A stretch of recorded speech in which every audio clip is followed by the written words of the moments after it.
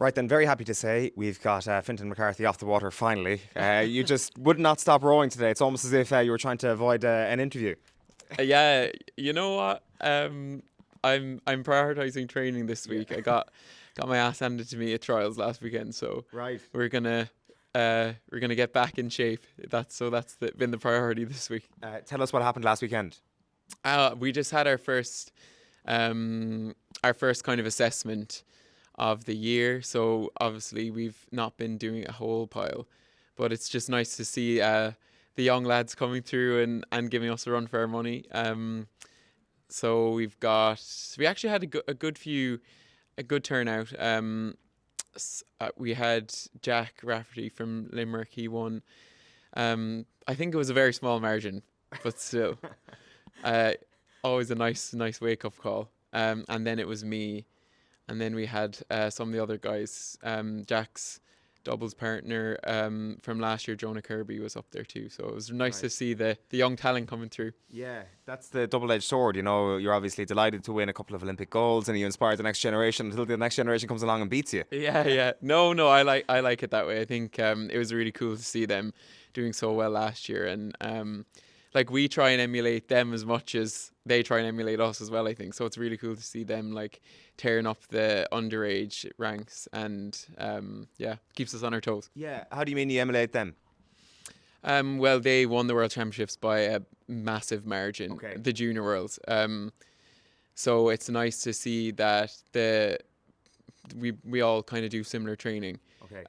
And obviously we have similar facilities and similar stuff available to us. So I think it's just nice to know that it's working for someone. Okay. Yeah. Exactly. And I know it works for us as well, but just to see that it's applicable, to all age groups, men and women, it's just a nice reminder.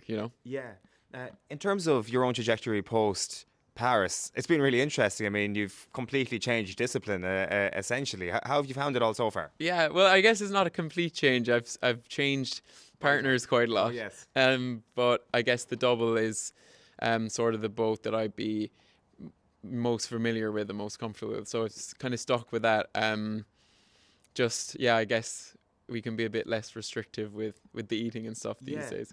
Is that much of a change? Because that's kind of what I'm getting at in terms of the Yeah. weight change. Like I'm not sure if we're talking to a boxer here, it would be a massive change Yeah. for them. Is it different for rowers? Because I'm not sure. Maybe you need to keep. You're already pretty powerful, I'd imagine. Yeah, no, I think it's different in some ways. The training's basically the same. Okay. Um, and we would have historically done pretty similar training to, well, maybe not the heavyweight gang, but just the weight didn't really make a difference to our training until coming into competition, where you have to obviously start cutting down and start getting down to weight. So I think not having that and being able to kind of push on right up until competitions has been the main difference. Yeah. Um, and maybe that's kind of accounted for the uh, I guess the gap being closed a little bit between me as a lightweight and me as a heavyweight to the bigger guys. Yes. You can just feel a bit better for the competition, and you can also, like I said, there squeeze a bit more out of training because you can replenish the Of course. energy stores. How bad was managing your weight last time? Is that, like, again, to use the boxing analogy, horrendous stories. Jockeys Yeah. you hear horrendous stories. What's it like as a Yeah, rower? well, it's funny because we have to weigh in 2 hours before the race, whereas a lot of those guys might have one weigh in the day before or something like that. So we can't go to like super, super extreme measures. Now we have probably pushed the boat out a few times, Right.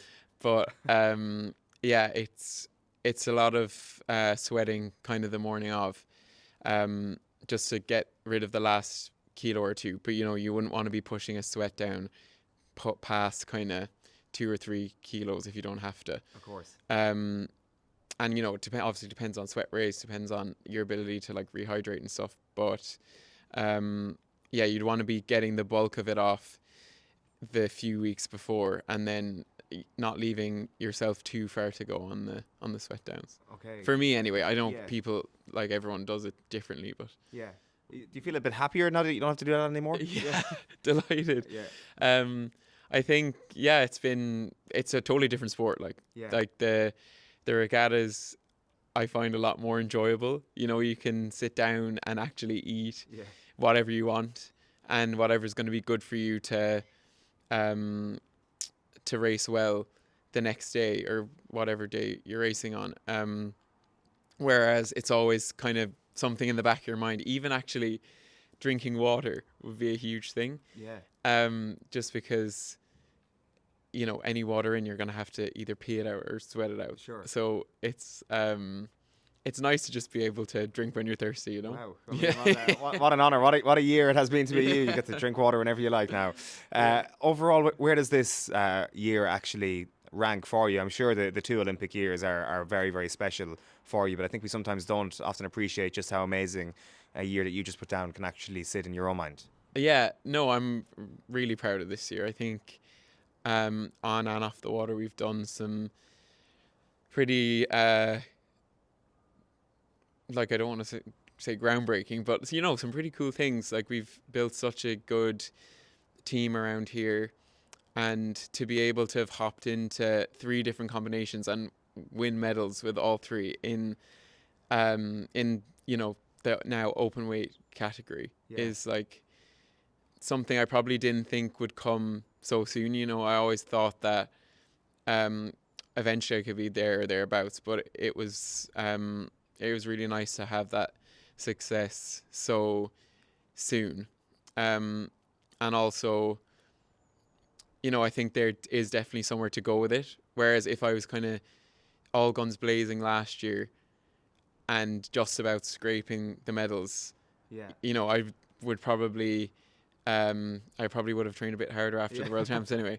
I wouldn't be getting beaten by kids, but you know, I think it's just nice that there's probably an extra gear or two there for when we need it in the, you know, this year, maybe qualification year, and then the Olympic year in LA as well. Yeah, no, but I don't think you should downplay the word groundbreaking, to be fair, because like it literally is. Like the combinations you've benefited from a settled combination for so long. You know how important that is. So to be tearing that up constantly and to do it to a world class level, I don't suspect there are other countries who have got a similar story to your own this year. Like, Yeah, no, well, I mean, there are a lot of lightweight guys that have made this step up, and they're performing really well in different boat classes. But yeah, I think I probably learned that I know a bit more than I thought I did, and you know, slotting into each different combination, I was sort of bringing what I know to that, and I think it made me realize that I was kind of doing that all along with Paul. Like, we both kind of brought something really special to that combination. So it was nice to just get a reminder that you know, I'm actually not bad at it. what happens next for you? Like, I presume you're somebody who constantly has little bits and pieces that you need to work on. Like, obviously you mentioned the trials or losing a small race, which a lot of people might say wasn't overly meaningful at the weekend, but absolutely something you're going to remember, I'd imagine, for the next few months. What else is informing that train of thought and that list of to do for 2026? I think probably the physicality is the main thing. Okay. You know, like, we have a load of new support staff here now in like nutrition.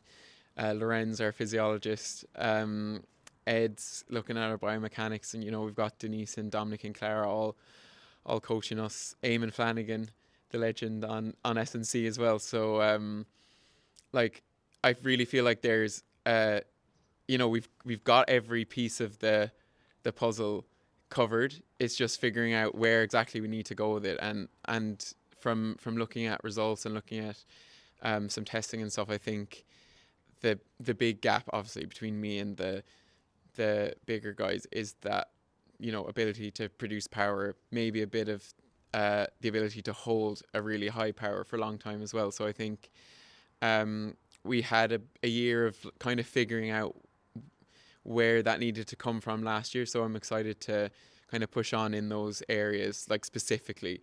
this year and see how fast we can go. How big are the big guys here? Are you like shaking your hand, like staring up at these 7 foot tall lads? Like, because I'm trying to picture them here. Like, Yeah. I actually just can't envisage it. No, they're pretty big. You're right, yeah. Yeah. If you have a look at some of the podium picks from the Worlds or from the Europeans, I'm pretty much just Yeah. looking up at them. But it's nice to be able to rep the short guys, you know. Yeah. How do you do it though? I mean, like surely physiology should defeat you at some stage, but it's clearly not happening. Yeah, well, I think in rowing, it's probably been something that's been quite overlooked because it's easy to, pick the tall guy and Yeah. go really fast because he's really strong and have long levers and stuff. But I think it takes a bit more effort and a bit more kind of thought to figure out how you make people who don't have those advantages go faster. And I think that's something that we've been really good at with Dominic, just because we were just working on ourselves the whole time anyway, and we didn't really have any other option. So it's kind of nice now to see that we can apply it to being heavyweights as well. In your category for Team Ireland Sportsman of the Year, yourself and Rory McIlroy are sharing a category. This is your chance to talk some trash into the camera and say that his win at Augusta was completely meaningless and that you're fully deserving of this award. No, I was gonna say, I did have one gold medal this year, to be fair, but yeah, we'll have to work on the bronzes. But no, I can't say anything bad about Rory. I think that was pretty inspiring for all of us. So yeah, it's an amazing thing what your generation has done, though. Like, I mean, probably post Rio, to be fair, that there has just been this appreciation of like considering rowing in that company. It should always have been considered in that company, but now it properly is being considered in that company where you stand amongst the country's great sports people. I'm not sure if that's something you recognise because you know nothing else really as an Irish Olympian. Yeah, no, I think it definitely doesn't like weigh heavily on me or anything, but it is nice to have those brief moments of recognition of it and kind of give like younger me a little pat on the back, and because obviously those people were kind of what inspired me as a young person. So to kind of just see that I'm there now, I guess. I don't really want to say it. There's still more to come, but I think just those moments of realization are kind of nice, and then you just get back to work. That's it. Yeah, well, I was just about to say, I think people that listen to this interview will definitely identify like a real balance in your mentality. There's almost like an excitedness to the way you're talking about what's going to happen next, while also being deeply appreciative of what you've already achieved. I don't suspect that's been hard for you to work on. It just seems like your natural demeanour, that it's a very sort of level approach to enjoying your sport. I think so, yeah. And I think as well, like, it's so important to me, and probably for a while I might have like wrestled with that in terms of like not having anything else. I know a lot of the guys have like parallel careers, which is really impressive. But maybe this year especially, I kind of just accepted that I'm really enjoying what we're doing here, and that's kind of enough, So yeah, I think I've had a like, what as a team this year as well, like that has been something else that's been really important to me. I think that we spent a lot of the the initial part of the year just figuring out where we were going to go. There's new coaching staff, and we all just came together and decided to move things along in this new direction. And I think you can see from the results that everyone's sort of thriving. Yeah. Do you mean that you felt you should have been doing more off the water in terms of your own life over the last couple of years? Is that something you had to wrestle with? I think so, a little bit. Like it's nearly like that pressure when you go into college of what you're going to do after and that kind of thing. But I think I've just sort of put that to one side for now, and accepted that like you might as well enjoy life, And I know that the guys really enjoy what they're doing, and this just happens to be what I enjoy doing the most. So I'm just gonna stick at it now for as long as I can anyway. Well, listen, Fintan, congratulations on a magnificent 2025 to cap off a magnificent 2024. No doubt 2026 is going to bring some good things for you as well. Best of luck against Rory McIlroy. Hopefully you manage to get the job done on the night, and I'm sure we'll chat again soon. Fintan, thank you very much. Bye. Cheers. The nominees for Female Athlete of the Year are Aoife O'Rourke, Ed McMahon, Kate O'Connor, and one Fiona Merta. Fiona, how are you feeling? I'm good, yeah, thanks. How are you? How is it to be in that company? Yeah, crazy. Like, it's such an impressive category. Do you know, every single one of us is a world champion medalist. Do you know, like a world championship medalist. It's so impressive, and really exciting time for like sport in Ireland. So yeah, honoured to be recognised alongside them. Yeah, you can only speak for rowing, but why do you think we have had such a successful year in sport overall? Yeah, I don't know. Like, just it's been on the up over the last couple of years, and I feel like success brings success. So it's great to see all those other sports doing so well and being involved in Team Ireland and wanting to get that success too. And yeah, we've been incredibly lucky that we were part of all that. On the 1st of January, or maybe a good bit before the 1st of January, do you scribble down your aims and ambitions for 2025, and is world champion one of them? Yeah, it's funny. For this past year, journaling, I got into journaling throughout the World Championships, and it was actually the first time I put it on paper that I was capable of being a world champion, and the power that came behind that. So yeah, it's been an interesting journey. The last year has just been magic. Is journaling part of a wider discovery into psychology for you? Yeah, I think so. Definitely. I think it's really important. I found it incredibly calming. Throughout the championship for us, it was a week before and then the full week of racing. So I was one of the last races of the day. So it's an incredibly long time to keep composure. And I found journaling was a really calming way around that. And every evening just coming back to myself and coming back to what was important and not letting, the emotions get too high or get too low or be distracted by anyone else and what was happening around on camp or out in the water in other regattas. So yeah, I found it was just a good collective point for me, and yeah, the power of that. Right. Have you been in competition before where you've been racing late in the day, used up a lot of energy and felt a little bit flat in the water? Yeah, well, it's funny. So with the singles, it's one of the last, like I said, one of the last races of the day. I'm very used to, the pairs and the fours were much earlier. So This is the first time that I've actually had to wait around. Okay. Yeah, and wait around on my own. Being in a single now, like I didn't have crewmates to be just kind of bouncing off. So the good thing about that, though, was my teammates were so supportive and my support staff were incredible, especially around the championships. They were aware that I was on my own, and they always made sure that there was someone around me during the warm-up tent or walking to my boat, or just there was always someone present in the area that I knew that I wasn't completely on my own in that sense.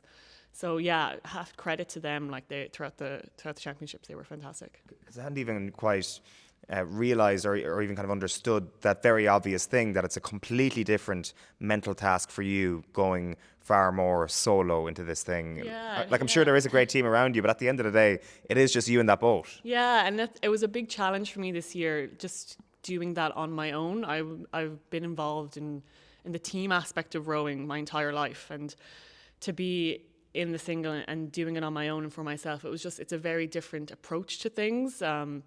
It originally was a little bit difficult, but again, credit to my teammates. Like, when I'm on the water is the only moment that I'm actually alone. But like outside of that and everything around that and the build up to training and competing, I have such an incredible team around me that I don't feel isolated at any point. So explain to a rowing idiot like myself all the differences, except for the obvious one that I can see. You were on your own as opposed to being with other people in the boat. I can grasp that much. But in terms of the actual technique of it all, and in terms of what your approach to this new sort of, to this new world that you've now opened up in front of you, what are the big differences? Yeah, so I'm a sweep rower.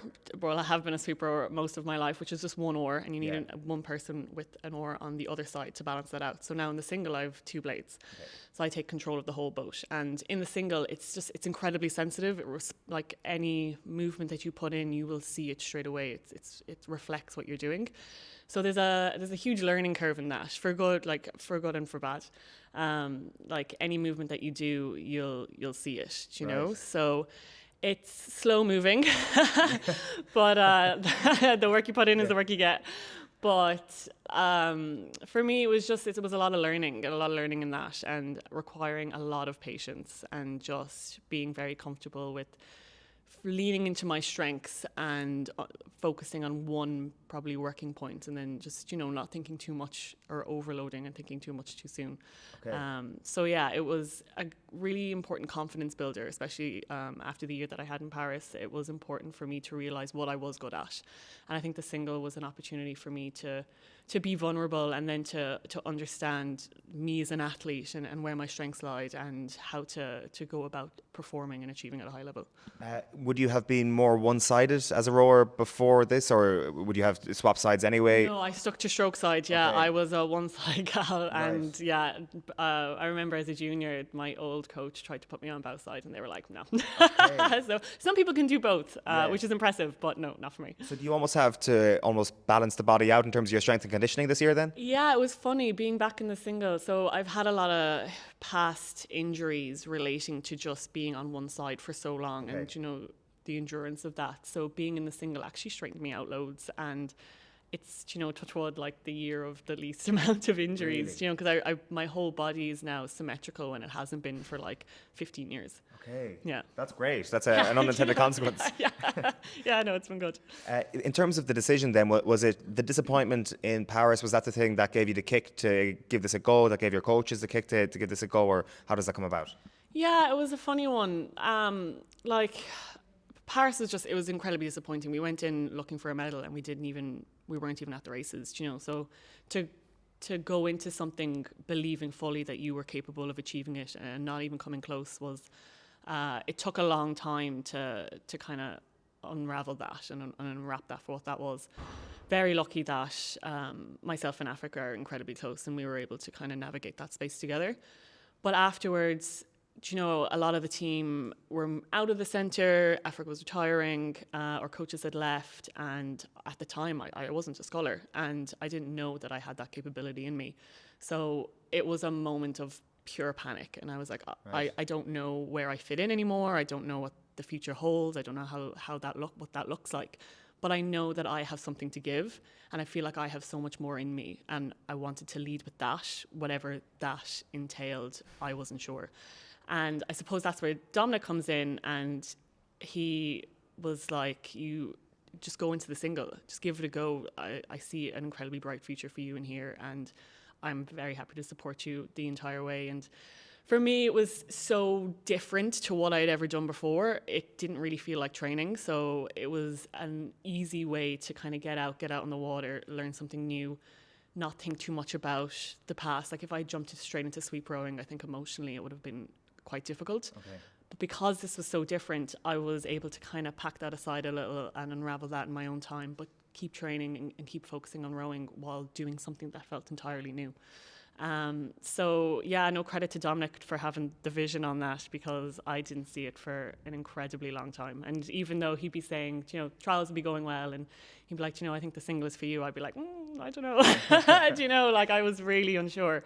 It wasn't until Europeans that I actually started to believe, like, okay, maybe there is a future for me in this, and maybe I am incredibly I am good at it. So the confidence journey in the last year has been I could write a book on it. Really? Like it's been insane.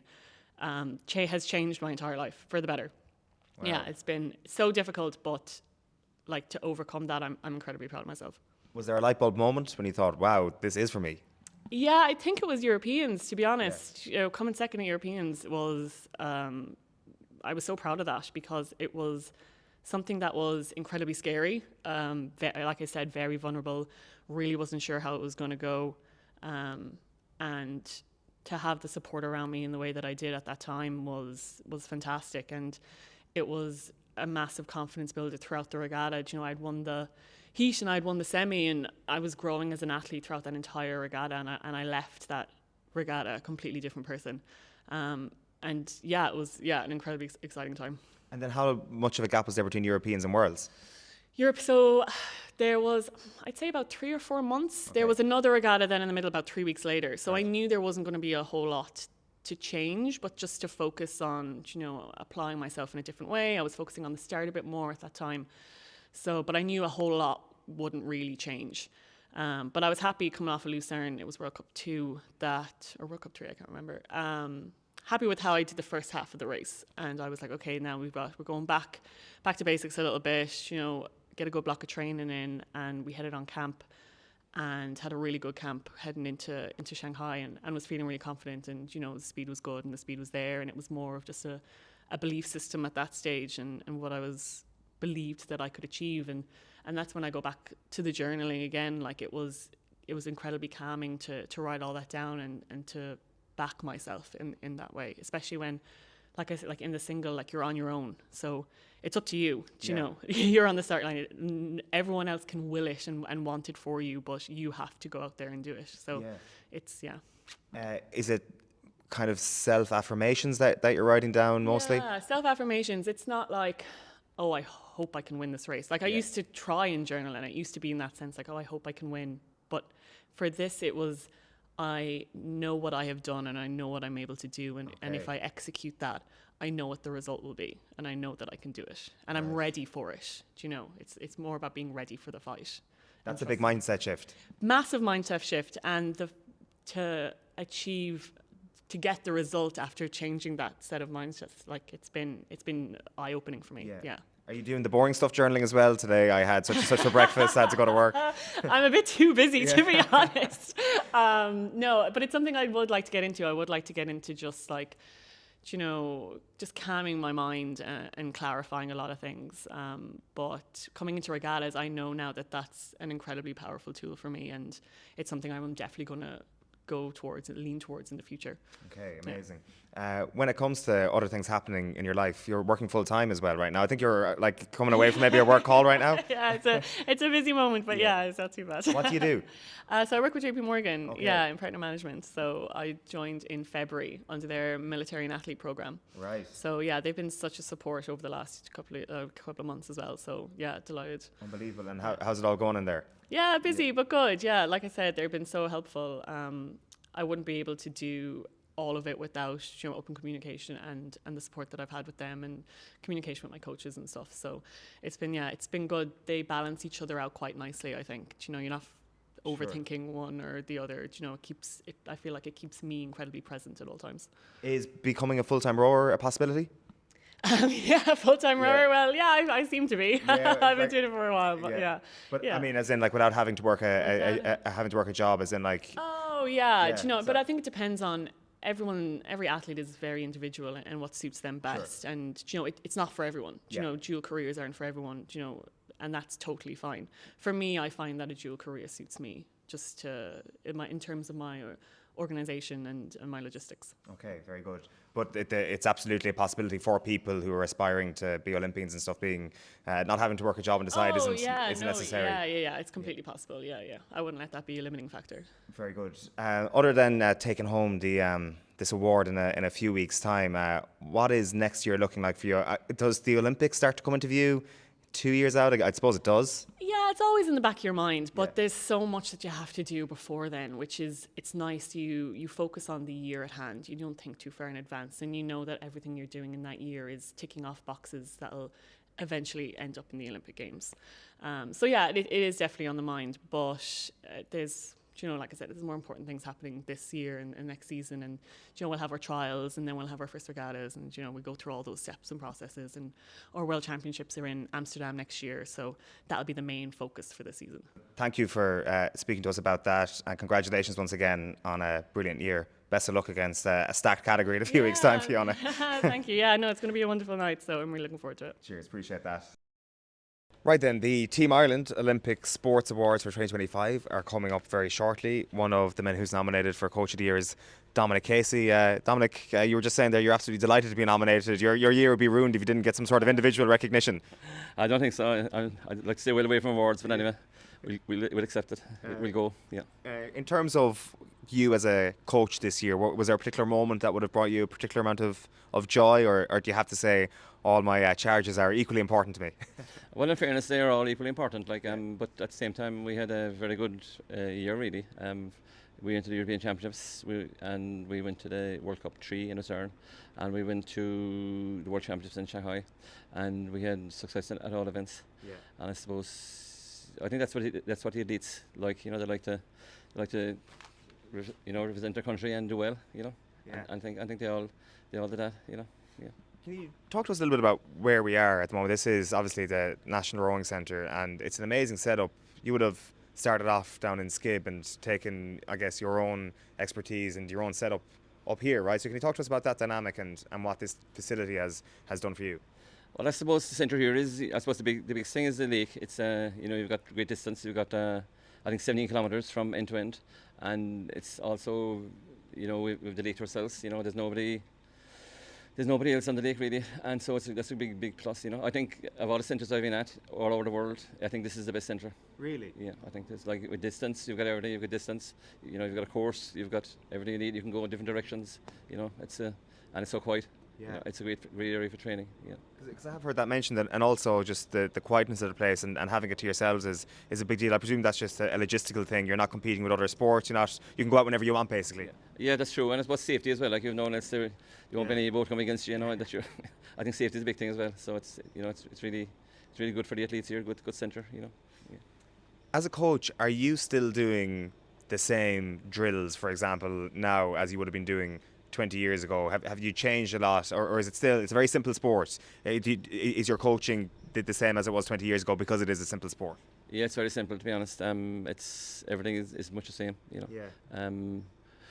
Like we'd have used some of the same programs we did back then. We still use them today, you know, and some of the same sessions will still be very similar. Right. So it's a very simple sport. And I think the secret is keep it simple. Yeah. You know, you can get overcomplicated and lose your direction in where you're going. You know. I don't have the figures to hand, but I remember chatting to Paul and Fintan after they won gold last year, and maybe this is down to Paul or quite a lot, just the insane dedication to racing, and the miles that they would put up are just off the charts. Are you driving that? Is Paul driving it? Is Fintan driving it? Or who comes up with these crazy figures, the miles and miles and miles of unending rowing? Well, I suppose, the way I coach, I like to get the athlete, the feedback from the athlete and empower the athlete really, you know. And so the athlete has a big say in what they do, and they take ownership of the program really, you know. Okay. So that helps a lot. Like it's not I don't dictate to you do this, you do that, you know. It's just bring the athlete with you, you know. Yes. Yeah. Because that's the only way you'll get them on board really, and they'll be fully invested. Yeah. If the athlete did come to you and say, listen, what are we doing? What are we training? What's our regime going to be on a Wednesday morning before, I don't know, a World Cup? What would that be? Like, what would be your standard day of training? Well, the standard day training is normally 2 sessions. You know, in the morning. Well, you say, in the morning you'd paddle like maybe 24k, maybe 28k, and evening you might do 16k, and then weights. You know, Right. so it's kind of a normal enough day. You know, Handy enough, like. handy enough, yeah. It's okay. I mean, they love the water. You know, they love rowing. You know, so Yeah. it's okay. Yeah. The mindset of these men and women here is pretty incredible. Is that something that you're really interested in as a coach in terms of making the minds work for people, or are you solely focused on the mechanics and what happens actually on the water? I suppose to a certain extent, yes. But I mean, I suppose I'm humbled to be here and privileged to be here because we have the best athletes in the world. You know, I can name them all, but I forget some of it. Yeah. But we're the best athletes in the world, so I really think it's a credit to the athletes. You know, what they do, and they're like all the athletes that come here, they want to be successful. You know, which is they want it themselves. You know, Yeah. so it's a big help. You know. Why do we have the best athletes in the world?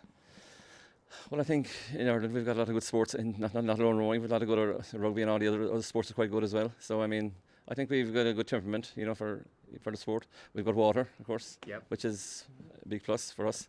And I think I think the Irish, I think they're good athletes, Yeah. really good athletes. But also, I suppose the way we train, that helps that, Yeah.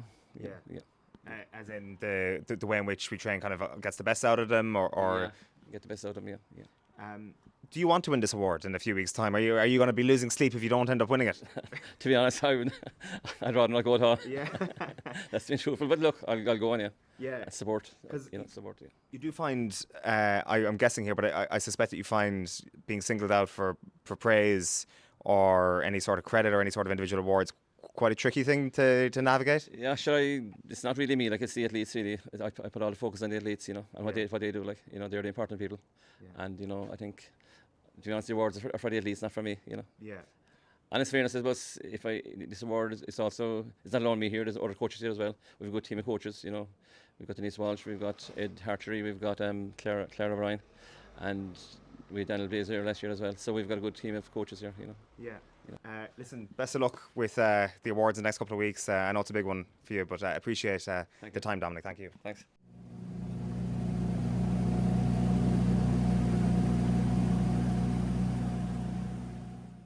Right then, the Team Ireland Olympic Sports Awards for 2025 are coming up very shortly. It's obviously been a brilliant year for Irish rowing on the water. The likes of Dominic Casey and Fiona Merta are amongst the nominees who we'll hear from as well.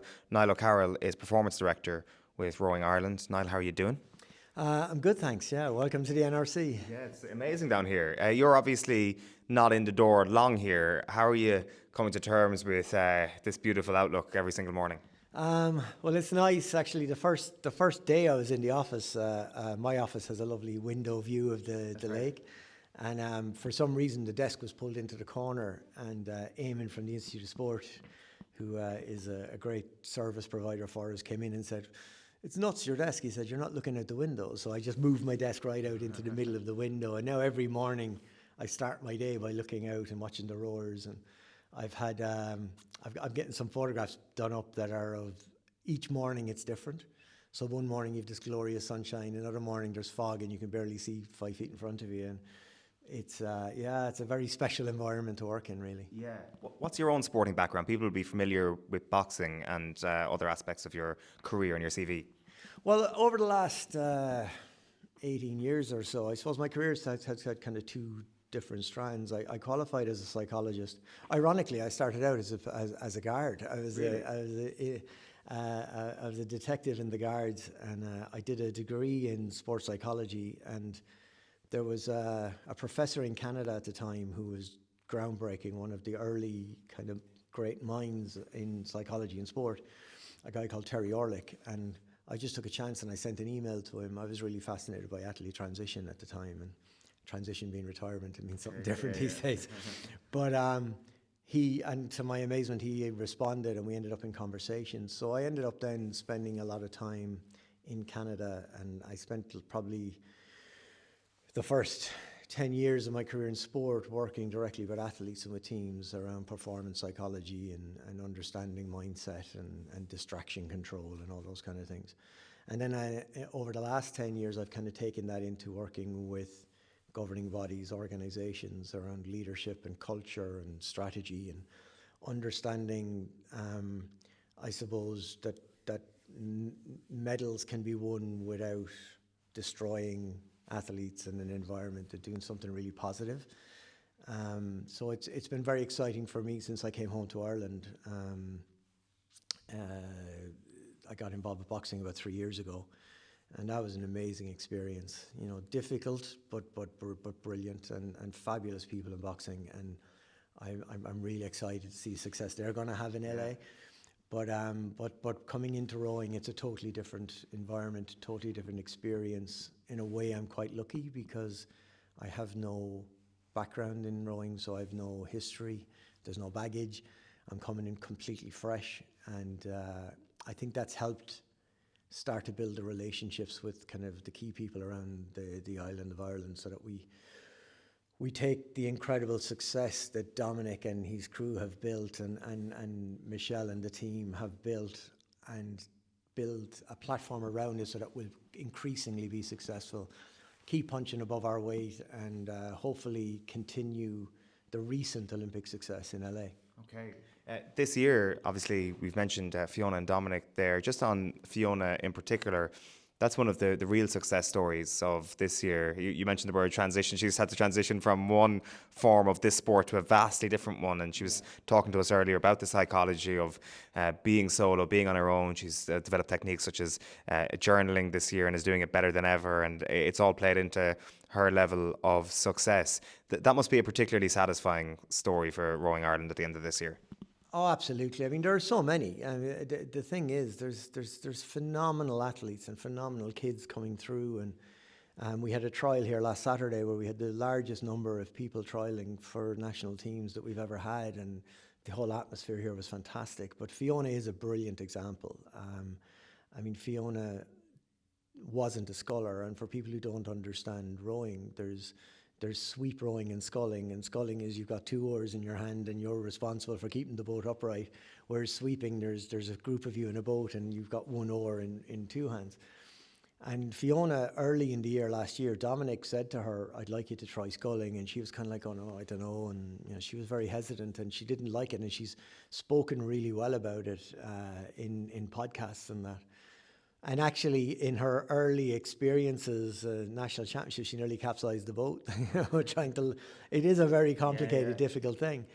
But for her to go from there, at this stage of her career, I mean, Fiona has been successful in her career in rowing, and she's already an Olympic medalist. But to go to a World Championships in sculling, and particularly taking on the British have a very, very strong lady who they've huge hope for in this Olympic cycle. And for Fiona to go and beat her in a world final, and not just beat her, but to be leading the race for 95% of the race, and in the last 100 meters for Lauren to come past her, and for Fiona to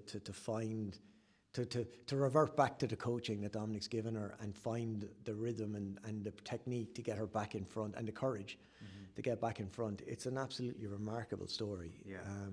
And it's brilliant to be in. I mean, that's what sport's about. It's about giving us these good news stories and these good feelings, and it does kind of make you feel fortunate to be around them, but also kind of there's a responsibility to make sure that we build the sport around them that gives them that opportunity to be successful.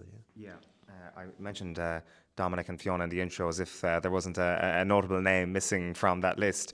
Talk to us about Fintan and the amazing year he's had. Like, again, in terms of the versatility of rowers, I think is something that us non-experts have all come to understand over the last couple of years, particularly after it came out that lightweight sculls will not be a future fixture of the Olympics. So we've all got used to it, and no bother to Fintan so far. Yeah, he's a remarkable young man, and like what a career he's had, and he could have been forgiven after Paris to say, you know what, I'm a 2-time Olympic champion, I don't need to worry about the heavyweight thing.